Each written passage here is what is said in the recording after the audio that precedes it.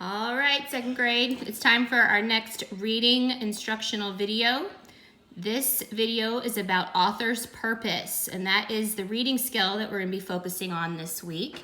So I wanted to show you this anchor chart that looks a lot like the one we had in our classroom. Up at the top, author's purpose, and then this was our key word, pie. You remember the word pie? And the letters in pie stand for the 3 reasons that we talk about authors write or tell a story: to persuade, to inform, or to entertain.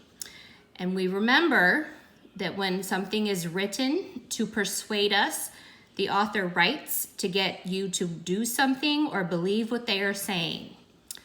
When the author writes something to inform you, the author writes to give you information about a topic. And the E stands for entertain.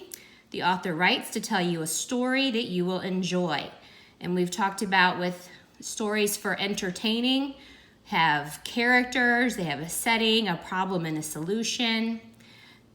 Informational stories, the purpose is always to inform, to teach us about something, give us facts about something. And to persuade, help us, or they want us to think like they think. They want us to believe what they believe. They're trying to persuade. They're trying to change our mind about something. So let's start by looking at this short reading passage. We're going to read it, and then we're going to discuss if it's to inform, to entertain, or to persuade. Sam's prank. Sam was playing a prank on his sister, Anna. He went into her room and put a toy frog on her pillow. Later that day, Sam hid in her room. When she got in her bed to go to sleep, Anna let out a loud scream. "There's a frog in my bed," she yelled. Sam jumped up out of her closet and said, "Gotcha." All right, so let's go back to our anchor chart. Let's start with persuade. Is the author trying to get us to believe something or trying to get us to do something? No, not this time. Inform. Is the author giving us facts or information about something? I don't think so. Let's check entertain. The author writes to tell you a story that you will enjoy. And along with that, we've talked about there's characters in stories that are for entertaining. There's a problem, there's a solution, there's a setting. If I look back at this story, I can see Sam and Anna are the characters. The setting is in Anna's room. And Sam's playing a prank on his sister. He's trying to play a funny joke on her. So all of those clues give us the evidence that this story is to entertain. And we know by what we just talked about. There's characters, there's a setting, it's meant to entertain. It's meant to make us enjoy what we're listening to, what we're reading. All right, let's look at the next passage. This passage is called apples. There are many different uses for apples when cooking. You can use apples to make a delicious apple pie. You can also use apples to make applesauce. Some people even use apples to make a drink called apple cider. If you don't want to cook your apple, you can bite right in and enjoy one as a healthy snack. All right, thinking about our anchor chart here. This one might not be as obvious to us. Let's look. Persuade. The author writes to get you to do something or believe what they are saying. I think that I could see how some of us might think this story was to persuade. Let's look at inform. The author writes to give us information about a topic. And then entertain. The author writes to tell us a story that we will enjoy.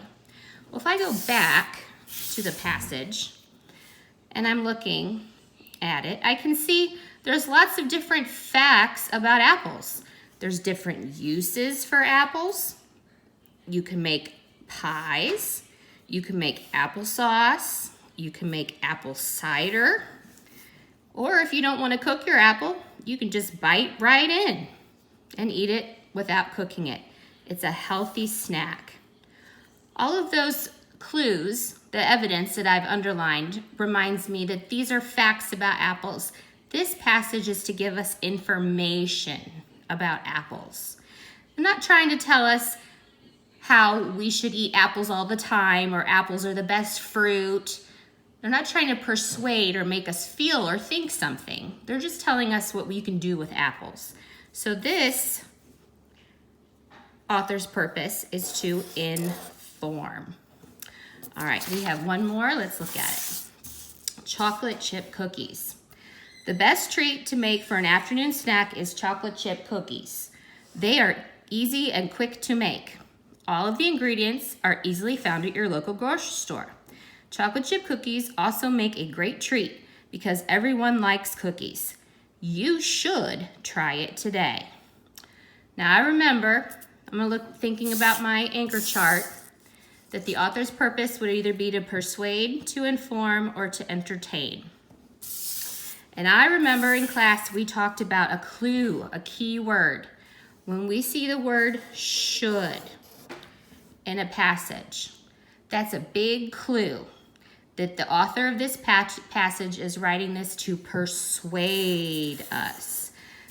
The author is trying to make sure that we start to think that chocolate chip cookies are the best treat. They are easy and quick to make. The ingredients are easily found. They make a great treat because everyone likes cookies, and that we should try them today. That word should is a big clue that the author's persuading us. The author wants us to think like they think. Some people might not like chocolate chip cookies or cookies, but the author of this passage does and really thinks that we should also. So the author's purpose is to persuade. So there's a review of the 3 different kinds of author's purpose that we've talked about. When you're completing your assignments this week, make sure you focus on PIE right here. Persuade, inform, and entertain. And if you need anything, just give me a call. Thanks. Work hard.